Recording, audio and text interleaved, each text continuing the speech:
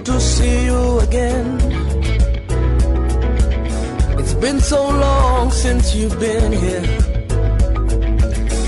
You had me thinking you were dead. How's your time, Mr. Paul? Of Unity 93.3 FM, Unity TV from the hills of ZINARIYA here in just North Plateau State, Nigeria. For us in Plateau is the home of peace and tourism. And for this wonderful station, the radio and TV station, is the voice of a reason. Ijia remains my name, your regular anchor of this wonderful program, Unity Train. And today promises to be very, very interesting. Before I introduce the two gentlemen that I have in the studio, which of course they have served a great deal, giving me the momentum, the strength to continue even on this very wonderful job.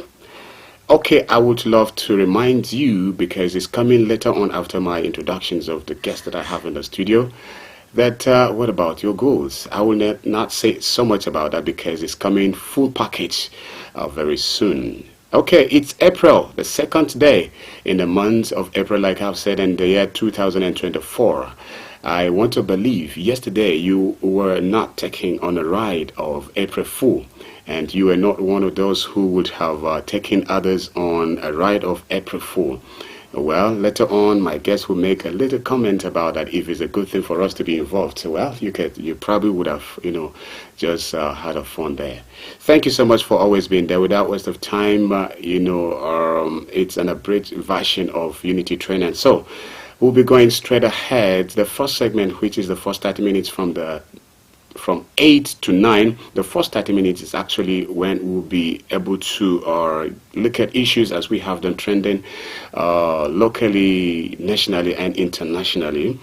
And so the last 30 minutes will be time for you to join the conversations and get ready to join us. Before I even introduce my guests in the studio, let me quickly remind you that we are streaming live on Facebook and on YouTube. So for Facebook, you just go at Unity Radio FM/TV. Just please, I will be very happy if you join us and throw your comments there, because I'll be reading them later on. And for YouTube, it's Unity FM TV. In the studio to my right hand side is Barrister Paul Zaruma. He'll be saying a very big good morning to our listener even this morning. Barrister, let me begin. Good morning, sir. Good morning, Kulbi. Good morning, viewers and listeners. Happy Easter in arrears. To us in Jos, this Easter was peaceful. No report of attacks, no report of any bad news. Went round town, people were catching fun, people were praising God, people were worshipping God. New Life for All had their combined rally yesterday. It was peaceful. That too. The turnout was massive. We thank God that the Easter was successful here in Jos. All right, thank you so much. The voice of Barrister Paul Zaruma, a regular guest for us in the studio. And to my left is Professor Baveno H. Mayi, and get ready, because he doesn't settle at anything less than a big good morning to our listener and our viewer. So let me begin. Good morning, sir. Oh, good morning, Kulbi. It's wonderful being in the studio again this wonderful morning with Easter celebrations. Still on for some of us. Good morning, viewers and listeners in other parts of the world. Why it's not morning, good afternoon, good evening. This is 93.3 FM radio and Unity TV. We're glad that you're joining us, whether via satellite TV, Facebook, YouTube, or radio. It's a beautiful day, 2nd April, 2024. We've entered the last 10 days of Ramadan. And Salah is likely to fall any time, maybe Monday or Tuesday next week. And so we're looking forward to this great celebration. It's wonderful that this is a period of fasting and prayer and celebrations. But let me remind you of your goals for 2024. Are they SMART? S-M-A-R-T, specific, measurable, achievable, realistic or relevant, and time-bound. Remember, we're already in April. Soon it will be middle of the year. And then before you know it, 2024 is over. What is that great dream You need to wake up for your dreams to come to pass. What is that project? That target you've set for the year? Pursue it. Sometimes it might be difficult, but perspire to acquire what you require in life. In case you don't seem to be acquiring, don't you dare give up. Refire again. If you try and you fail, try again. Keep trying. Don't ever stop trying until you've achieved those wonderful dreams, those wonderful visions, those wonderful goals in your life. And always remember to be the change that you want to see in the world. Thank you. Always remember to be the change that you want to see in your family. Thank you so much. And of course, at this time, let me just say a very big good morning to Prince Nansak Jatau of Faringada community. And of course, Mr. Yusuf Monde, Adama Elders Forum Chairman, and also Honorable Felix Punku JP. Yesterday, he was in the studio. Somehow, your piece for today, let's see how it goes. But then let's begin with what we have for this very segment. Let's look at issues. Let's begin as we look at that which has to do with us on the plateau. Prof, yesterday you were not in the studio actually because we had a ride to Government House yesterday. You know, having Mr. Gang Bere in the studio. That was the same as saying that we were with the governor yesterday. So I was hoping to hear from you concerning the take-home Easter message by the governor of this wonderful state, His Excellency Barrister Caleb Manasseh Mutfwang. Well, Governor Mutfwang spoke very well, fantastically well.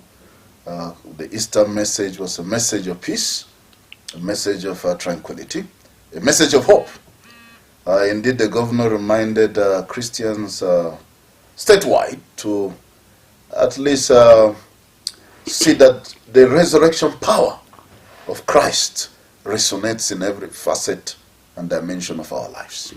It's wonderful that we have a governor who has a good understanding of the scriptures, because the governor even delivered the Easter message Sunday evening at the Government House Chapel. He delivered the sermon.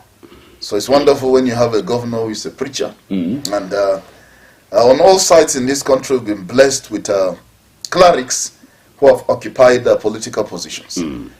Professor Ali Pantame, who is an Islamic cleric, was also a minister, you know, of digital economy, you know, for several years. So we have a governor who also is a Christian cleric. So it's wonderful. We hope that the message that the governor conveyed in his Easter message will be put into practice, that we live in peace, and that we carry out our activities as people who really fear God. And we hope that that can begin from the Government House, that the governor will lead the people of the state in the fear of God, so that people can experience the dividends of democracy. I think that's a very important message, that every Platonian, every citizen of Plateau should be able to live in peace and in unity. And this is a very timely message because just 2 weeks ago, we had a crisis in Mikang, killing between two communities that are brothers, that are close to each other. Unfortunately, it led to the loss of lives and properties. It is shocking. But this is the time for us to come together. Let's be united. You see, when we're united, we'll be able to stand. But when we're divided, we're certainly going to fall. Recently, I was talking with a young lady who is a lecturer in the university. She happened to have studied in Malaysia. And I saw that the passion she has for her people in Plateau State was contagious. And we were talking about this matter of disunity on the plateau. And do you know that she was shedding tears? She was crying in public in front of me because it's something that pains her so much. How can us on the plateau, you know, be so divided, disunited? She couldn't control her emotions. She had to even leave because she didn't want me to see her crying. You know, because how can the same people we're killing ourselves, we're fighting on the plateau, we are so disunited? Then how can we achieve greatness and prosperity? So this is the take-home message from the Easter message of the governor. Let's be united. Let's be peaceful. Let's ensure that Plateau State is truly the home of peace and tourism. And this solidly, Prof, lies in our disposal, because we are the very people whom should demonstrate a practical, example of unity. Yes. You would say a number of people actually will always shed tears when we see anything that has to do with this unity, people not living together, not helping one another, not tolerating each other. It doesn't matter. So it causes one to want to shed tears. Before you get we need love and unity and peace in Plateau now more than ever. I mean, are we animals? It's animals that settle quarrels by fighting. Even our animals get tired of fighting and they stop. So why should we allow, violence to become part of us? I mean, that is an animalistic behavior. That you have a quarrel with your neighbor, the next thing is you take up arms, you want to fight. Even animals do better than that. So it is high time that we embrace peace, we embrace love, we embrace unity on the plateau. Before you tell us about the lecturer, Dr. Abdul Kadir, who was murdered on campus, maybe Barrister will tell us a little about his take-home concerning Bishop Kuka's Easter message. But before he does, let me quickly... Governor Mutwa. Governor Mutwa. You said Bishop Kuka. Yes. Slip of tongue.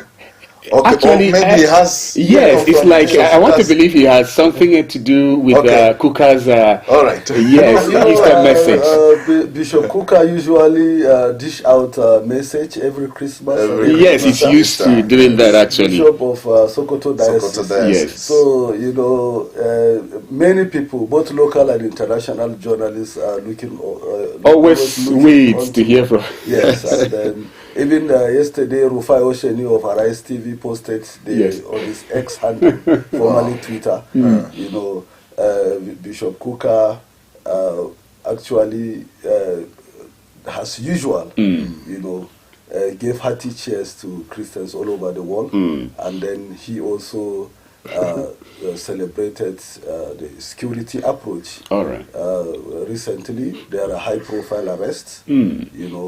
All over the country, and then there are people who were hitherto mystical or mysterious that have been arrested, and some of them being killed. We talk about Dogo Gide, who was allegedly being killed by the security forces. We also talk about one of his son Musa, who was also neutralized, and then there are so many high-profile arrests, most of them that are in the military wanted list have been arrested.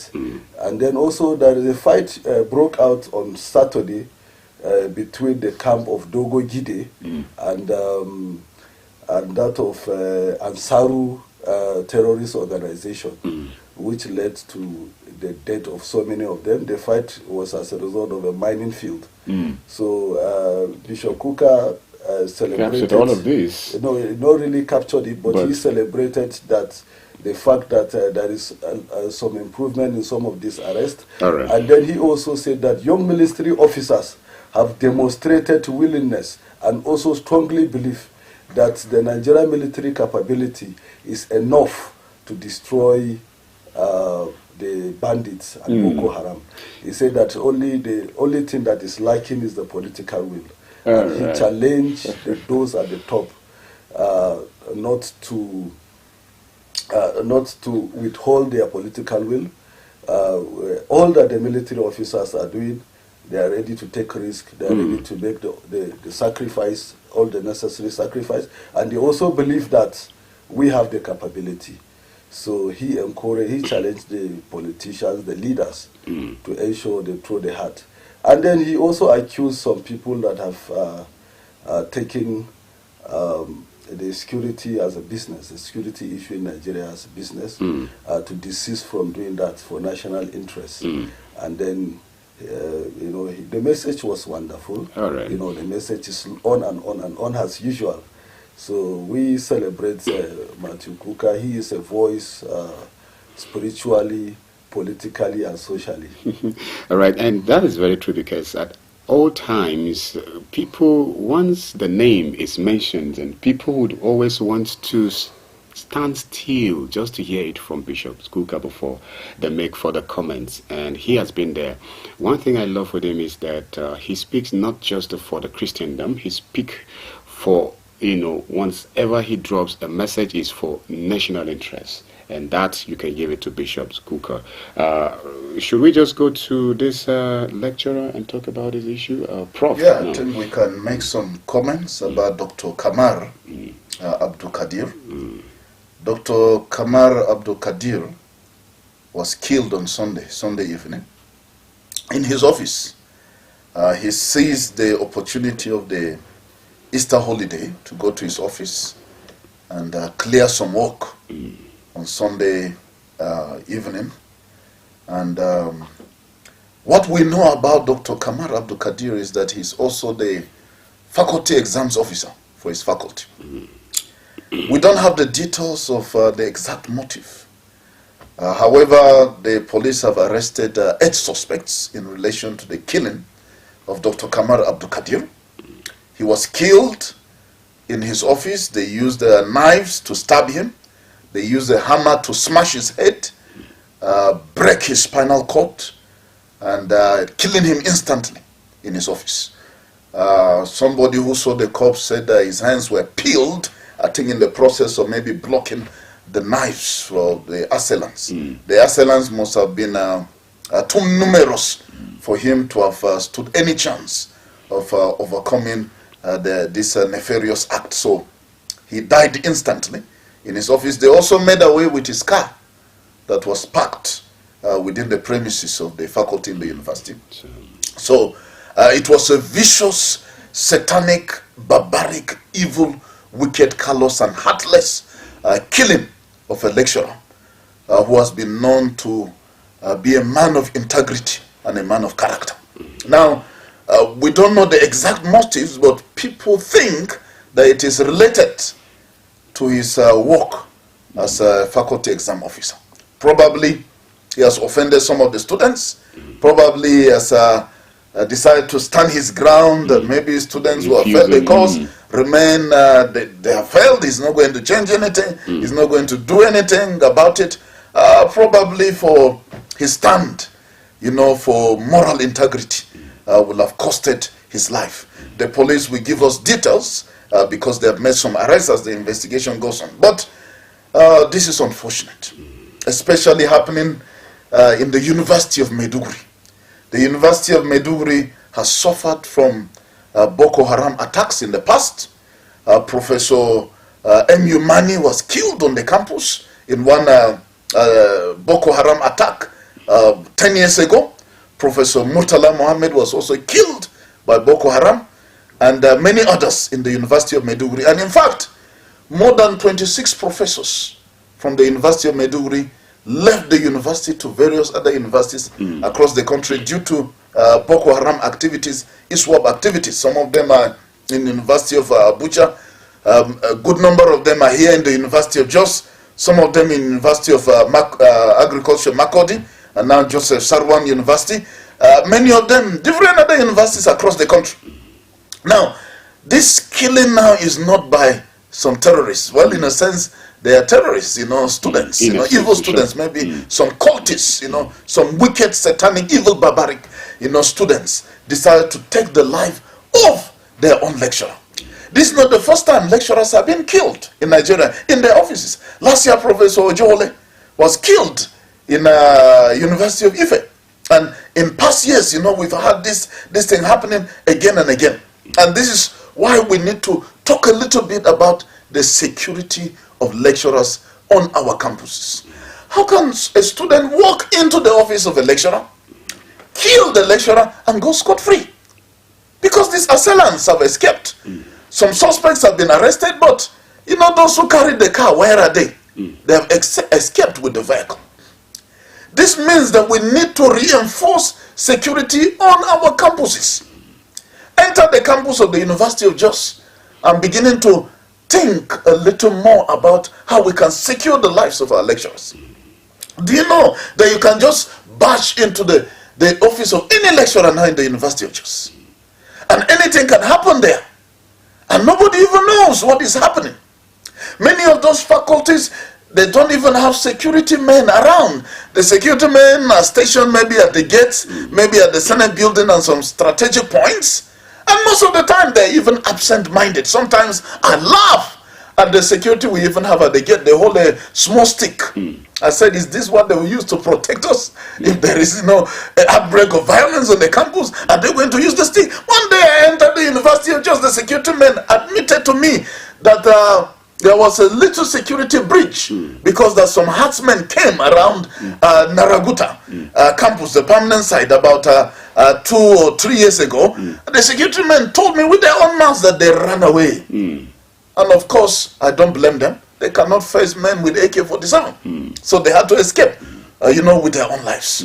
So this is unfortunate. University authorities need to do something about securing lecturers and non-teaching staff on our campuses so that we don't have these kind of cases occurring again and again. Innocent lecturers killed, brutally murdered by teachers, by students. Here in the University of Jos, recently, 2 of our lecturers were attacked on Bauchi Road by students.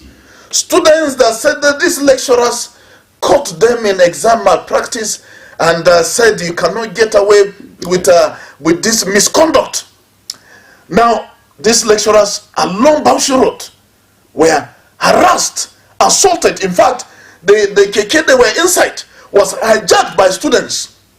And if not that the police, and that's why we need to commend our police. The police forces were passing and they saw this altercation. These lecturers would have been brutally murdered on Bauchi Road. They would have been killed and nobody maybe would have even known why they were killed.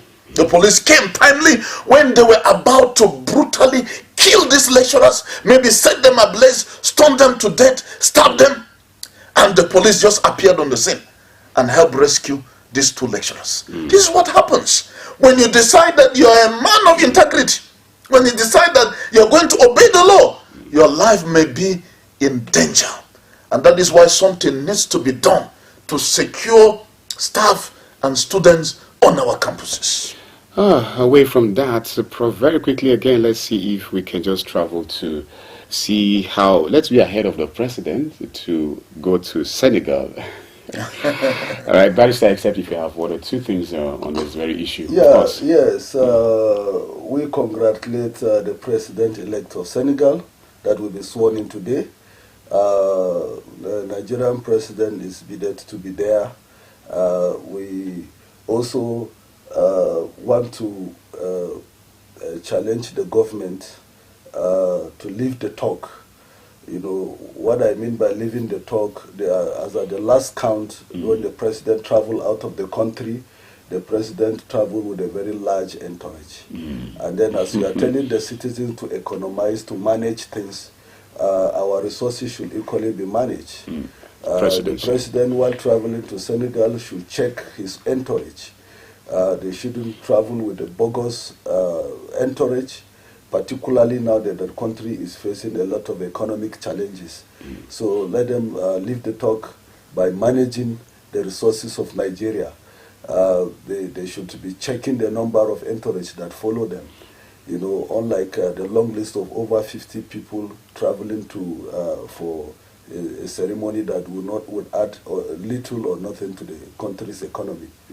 So these are some of the things. We should check the cost of governance in this country. That will go a long way in helping us manage our resources. I can see Barrister is so concerned about the welfare of Nigerians. Yes. Especially in the issue of how much we spend up there. Yes. Okay, Prof, quickly, let's see. This is President Bola Ahmed Tinubu's 5th African trip. Within Africa, this is the 5th trip to an African country. His first in Senegal. And this is his 17th foreign trip since he became president. Senegal is a good example in Africa. It's one of the few countries in Africa that has not experienced a military takeover, a coup. Can you believe that could be? Senegal has not experienced a coup d'etat, a violent takeover of government. It's an example of the success of democracy in Africa. And they're having a 44-year-old president that was elected on his birthday, 25th March, was when he was born, 1980.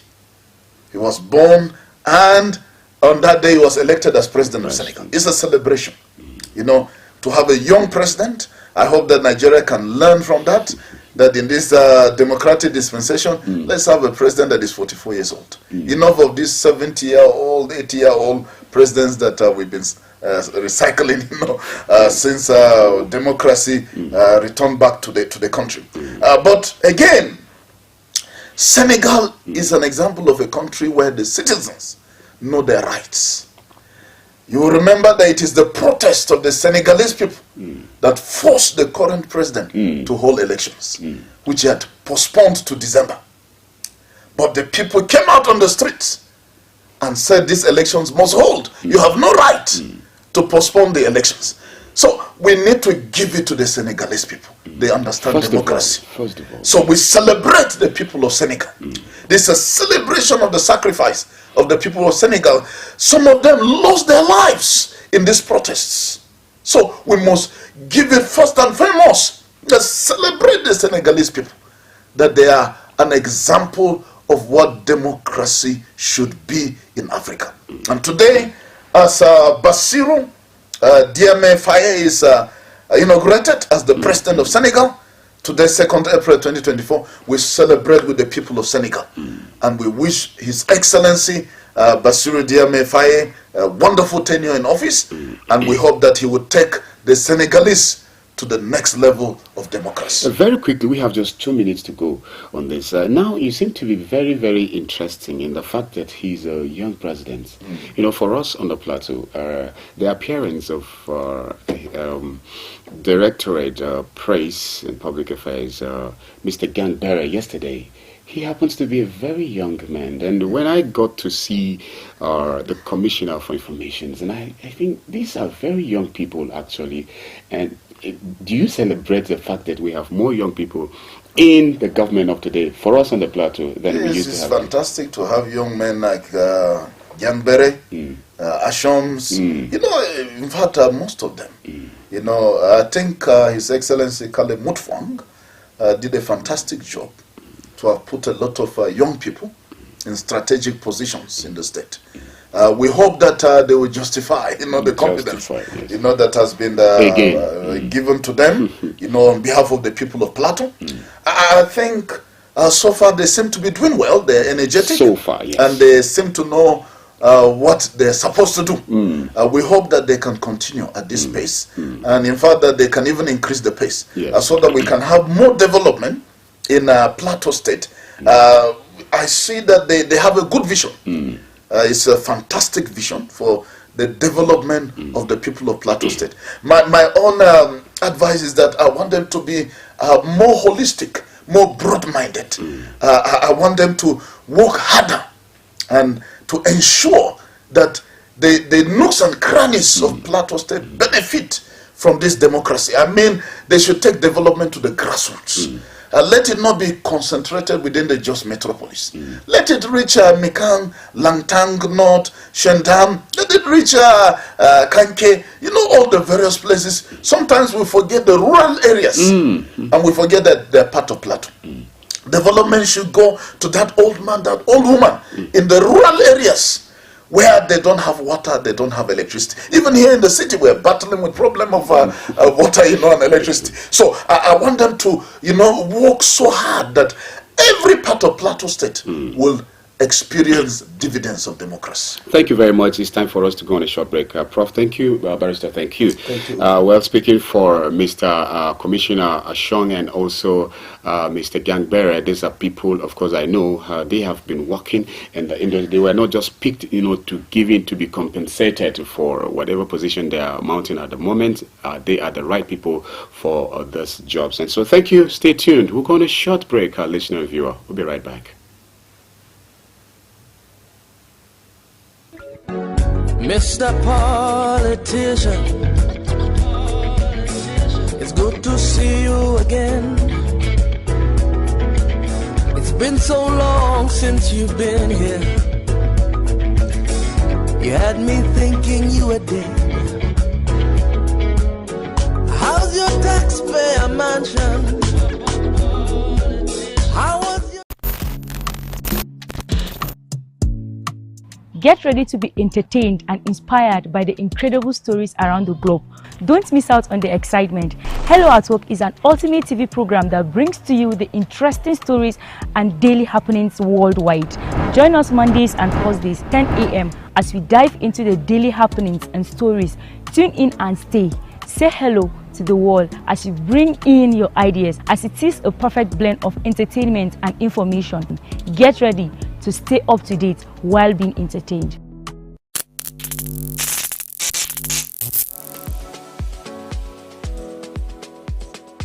Are you bored and need some company? Get a TV experience like no other on Unity TV. We are turning up the hits with captivating TV shows, electrifying political programs, music, movies,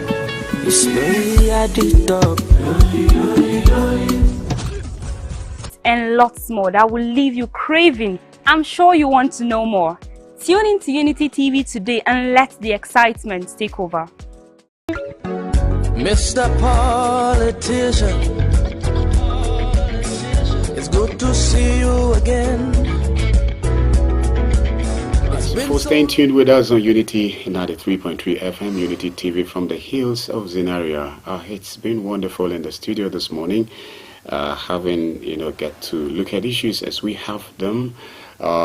We started actually from that which bothers around the local news and getting to see the take home on His Excellency the Governor of Plateau State Easter message, the take home according to Professor Paveno Hechibamai, who is seated to my left hand side in the studio this morning. It's the fact that he emphasized on the unity of Plateau State, by extension Nigeria and Africa. And to my right, it has been Barrister Paul Zaruma. He also, talked about Bishop Cooker's Easter message, and that too, he said he emphasized on the issue of prioritizing the issue of security, and also gets to have political will to deal with this issue once and for us, once and for all. And for us now, it's time for you to join the conversations. Before you do that, it's good I let you know that we are streaming live on Facebook. Just go at Unity Radio FM/TV JAWS. For Facebook again, Unity Radio FM/TV JAWS. Drop your comments. I'll get to read them later on. If you want to send us an SMS or text message, just send it via 0808 478 9999. For SMS again, 0808 478 9999. And the live studio line is 07032353315. 07032353315. Already I've received a comment from Facebook, and it's from Favor Esther Bulus, and also Awal May Glass, and then App Sadiq at both. All right, if you could just tell me your name and location in a minute. Let's have your submissions, and please remember also that you stay away from comments and statements that are either in their connotative or denotative meanings, defamatory or derogatory. Just concentrate to stick to the visions where we seem to promote peaceful coexistence. Hello, good morning. Good morning. All right, 07032353315. Hello, good morning. Good morning. Thank you. Your name? My name is Azikela. I'm calling from Congo. All right, you have a minute. Go on, Mr. Azikela. I think the very major concern. You understand? So you have to be very, very vigilant. At least, especially in this our University of Jos, as honestly, and the workplace of, because I'm always there on the family side. Honestly, I want to advise federal government, let them keep more security here. We understand. If possible, let them security like balance there, so that security will always be permanent, so that to secure the life of students and some lecturers, so that to avoid any thank you. violence during their activities here, so that security is very, very important here. Thank you so much, as a tailor. Amen. I wish everybody happy Easter celebration. People, thank God for this. Thank you so much, as a tailor, for. God bless you.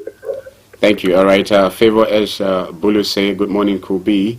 And be and the professor, happy Easter to you all, and happy Ramadan Kareem to you all in the studio. May God continue to bless Unity FM's Plateau State in Nigeria. May God help us in this country. We pray for a better Nigeria of our dream. Thank you, Esther Bulus. Hello, good morning. Hello, good morning. Thank you. Your name? My name is Khadija. Thank you so much for joining us today, Khadija. So I'm calling for Douala. Okay, Douala in the city of Jos here. Hello? Yes, go on. You have a minute. Hello? Yes, I can hear you. Hello? All right. Sorry, Khadija is like she was not getting me too well. 07032353315. Your name and location. In a minute, let's have your submissions. And also remember that comments made on this platform are not in any way the position of Unity FM TV. Hello, good morning. Good morning. Thank you. Your name? Hello? Hello, your name? My name is Sadiq, calling from Kayatarwa. All right. Let's have you in a minute, please. Hello? Let's hear you in a minute. Well, I pray nothing is too bad. Well, let me refer to our Facebook page at the moment. And this one is from Awal Megla. Say good morning, Unity Trend. Watching you live from Dr. Dan Mariah Street, Jos. Thank you. And another one here from Ab Sadiq at Booth. Say good morning, Unity Trend. I'm watching you live from Bauchi town. Thank you so much for watching, even from Bauchi. Hello, good morning. Yeah, good morning. Thank you. Your name? Yeah, this is Dauda Kabon. Okay, it's good to have you, Dauda Kabon. Yeah, good morning, and good morning, Professor, and good morning, Barrister Paul Zoruma. It's okay. You have a minute. Good morning and happy Yeah, Easter. in fact, I appreciate what the professor is saying. All right. If you look at what is happening concerning the ethnic clash between the Taroks and those people in Nikal, it's just like they are brothers. They are just brothers. They have lived for donkey years. Even where I am, I will tell you that in Lagos, we used to hold a meeting between the both sides. Those people in the Nika, they used to see the Tarok. Yes. So we used to have a combined meeting. All but right. I see no reason why now you should start fighting yourself here. All right. The governor, I'm appealing with the governor. Okay. So please, make sure that these people come back to their normal way of Loving themselves living. again. Thank because you. these people have been there for long. We don't know. Some of these people use that to benefit themselves because of selfish interest. All right. Thank you. Thank you so much, Dauda Kabon, right? I think I love your submissions. I must comment your submissions, and I encourage that we all, as we get to call, let's find a way of... He made reference to when they were in Lagos. Yes. They used to have common meeting. It appears that when we are outside our comfort seem to zone, love. we seem to love each other. We seem to be united. I remember when I was in Delta State, in if I go to buy either suya or watermelon, if I speak Hausa to the suya people, you know, they will just assume, well, this is my brother, and they will serve me, you know. So most of the coppers, if they want to buy items, they will say, please come and take me to your Hausa brother so that you speak to them. You know, and, you know, we tend to love each other if we are outside our comfort zone. I don't know why. Absolutely. I had a similar experience in Beputa, Ogun State. If I immediately speak Hausa to the suya man, in fact, he would take one free suya and give me. Sometimes I'm just passing, he will just call me and say, come and take suya. But just speaking Hausa, you know, we become brothers. So it looks as if when we are a bit far away, we love each other more. But when we're at home, we take up arms against each other. How can brothers be fighting each other? I mean, it's unheard of. Just like earlier rightly pointed. You know, it's only animals that settles their quarrel with fight. Again. We have so many social arrangements. You can go to court, you can go to the traditional ruler, you can even go to the religious leaders and settle scores. You can even go to the ward head and settle scores. And do that. Okay, we have a caller. Hello, good morning. Thank you so much. Yes, you're welcome. I'm Musa Ike Kalu calling you from Angoru. Of course, it's Musa Ike. I can hear that. The press and the barrister said it all. But what we are still lacking is we refuse to understand that you disagree to agree. All right. But how do you disagree to agree? That is why we are talking about strengthening institutions. Early warning sign. You see, all these things, not even what is happening in Latan and Dominican. Go to Benin, go to Tarapa, go to many places, go to the eastern side. All this boundary and all this land, we should have been there. Why are we not allowing the institutions to be functioning and going into a warning system? Look at what the governor is trying to do to get back, to make the displaced people get back to their destiny. Are you adding more problem or you are reducing it? So that is what we should be talking about. Okay. You see, our time is now going. These are money that you use to build roads and all these things. If you start saying to me tomorrow, let's come and take us to our house back. Come and take us to our house back. But if you are able to manage yourself, will you reach to this position? That is what we are telling them in Mango and all these things. So we should be able to help government so that government can help us. Thank you. Thank you so much, Kikalu. Okay. That was passionate. Yeah, it was passionate. Early warning signs, and I'll add early responses. Early warning signs and when you see the responses, the response should be early. Not when people have been killed. People have lost their properties, then the security forces are responding, and the government should respond promptly. And that's very true, Prof, especially because just like we said last week, intelligence gathering is also very, very important. Especially now, you know, it's happening somewhere in Plateau. Does it mean that we don't have people whom are having land disputes in all other local governments? So instead of waiting until it becomes like that which we've experienced, which is unfortunate, what do we do now to make sure that those other conflicts that we have in other local governments, we shouldn't wait until there is that unfortunate thing again before we start intervening? Yeah, you know, some problems are brewing on the plateau. The other day we were with someone, he said he saw about 30 young men on motorcycles around Mangu, Barikimadi area, and they had organized themselves. They were on the motorcycle and they were cruising. The young people, that they have gathered themselves. They are from Lagos, different parts of the country. That their parents were killed and that their lands were taken over and that they are coming to see the original land that belongs to their parents who were killed. And they drove on motorcycles and went through those territories. And they left and said that they are coming back. That is a warning. That crisis is brewing. What is the government doing about that? Because these young men are not going to sit down and watch other people take over the land that belongs to their parents. Properties that belong to their parents that some other people are occupying.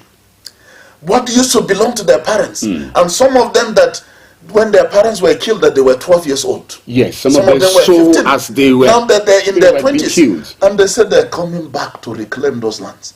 That is a warning sign that we will have crisis. What is the government doing about it? Just sitting down and watching, and then one day we have bloodshed. That's why we have to solve this problem. You know, we've said it on this platform. There is a difference between security and peace. Security, you go and force the people, they lay down their arms. But have you secured peace? There is no rehabilitation. There is no reconciliation. There is no healing process. And then you say we have peace. No, we are just sitting on a time bomb, and one day it will explode. We're deceiving ourselves that we have peace. We don't have peace because people are hot. And people are ready to revenge, whether it takes them 5 years, whether it takes them 10 years, 30 years, 50 years, they want to steal revenge. Revenge on innocent and it is not good for us. Again. So we must do something about it. The government must do something about it. Our traditional rulers and religious rulers must do something about it. Otherwise, one day we will come back and we'll be regretting the bloodshed. Well, this very issue you raised, Prof, having this young men, and some of them, of course, like you have established, must have maybe when they were in their early ages, some of them probably 5, 6, and all that. And some of them probably have seen how their parents were being butchered, killed. And now they have grown up and they are taking responsibility in themselves. Yes. And they are far scattered around the country.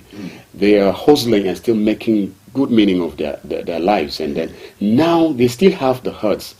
They are still bittered inside of them against someone they don't really know. Yeah. Because by the time they will come back, they will will come down on someone who is an innocent person. Yes. So what do you advise the government to do? I think here, even if there's this issue we talk about to bring an end to this segment of Unity Train Money, it's not bad because the government should do something. This concerns us on the plateau. Should there be a meeting, a gathering to have people whom parents have been killed or whatever, wherever you are, there's a contact, there's this that you can be a part of this gathering. There should be a release, whatever it is, because we cannot just leave it there. So what do you have? The healing process is very important. You know, the other day, I was reading about a young man. This one happened in India. We have similar incidents here in Nigeria. Do you know that this young man, it took him about 22 years to avenge the death of his father? 22 years. He was a small boy. He saw the people who killed his father. 2 of them, they killed his father and they escaped. The police never got them. For 22 years, he was planning and scheming and nursing and strategizing, taking revenge for his father. Finally, he did it one day. He killed the people who killed his father. And when he was arrested by the police, he said he doesn't care what happens to him. He has avenged the death of his father, which the police could not. He had not been healed over the years. And we have many of us here. Many on the plateau across the country. There is a positive side to that story. Yes. This popular detective Radimora in America, his mother was killed. And police did all they could, but they couldn't trail the killer. Yes.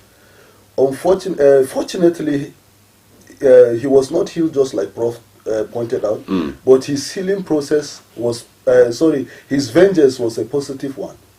So he decided to join the police in order to fish out his mother's killer. And interestingly, when Detective Radimora grew up, he joined the police, I think, at 22. And then he was, in US, it's unlike Nigeria. They don't just abandon a murder case. If you investigate without breakthrough, you keep the file. Another investigating team, if they have a breakthrough in similar investigation, they will assign that file for them to revisit. If they cannot have breakthrough, the file will be kept. And if another investigating team had a breakthrough again and again. So Detective Radimora had breakthroughs in such kind of investigation. And then he requested to investigate who killed his mother. And the file was eventually handed over to him. And then he started his investigation. And behold, he was able to find the killer. And the killer faced justice. And interestingly, the killer was his father. Oh, you see this? Yes. What the father narrative. suspected that his mother was having an affair with somebody, and out of jealousy he killed her. And why they couldn't, why they found it difficult to get the father, it was because the father was the nominal complainant to the police. So the investigation searchlight was not beamed on him. So, but when the son came, he do a lot of forensic analysis and so many other things.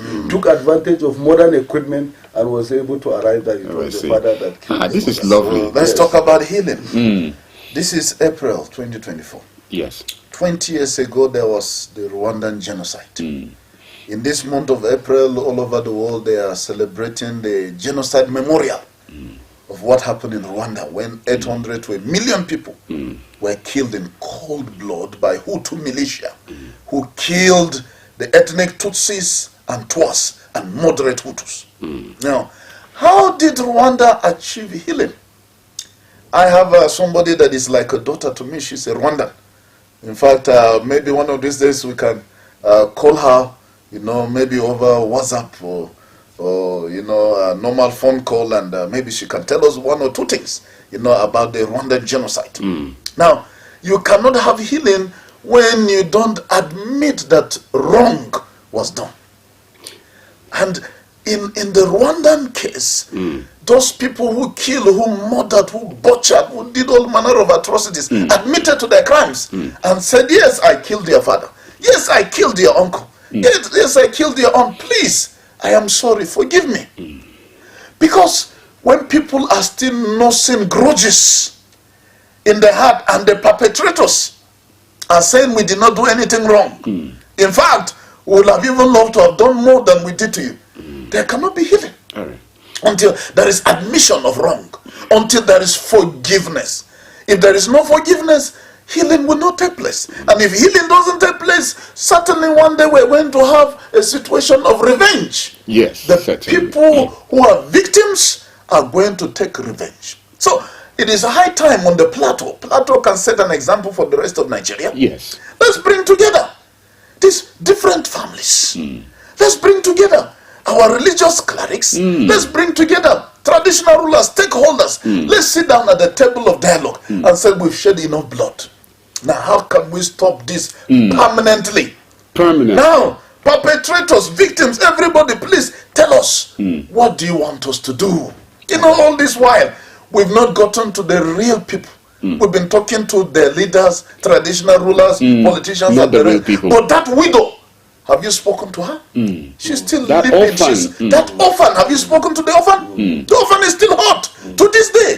The orphan is hoping that one day when he grows up, he's going to take vengeance for his father that was killed. Have we spoken to him? Has he been healed? Has he forgiven the killers of his father? That is how we will achieve healing. Okay, Prof, and truly on this platform, I think we'll find time to come back for this, because I was talking with Dr. Ismail Bello, and I got to know that actually where he lives right now, he was living somewhere at Gadabi. But because of the violence many years ago, he left that place unprepared. Now, well, the discussion was not that he's hurt or he's planning any revenge, but he's just one example.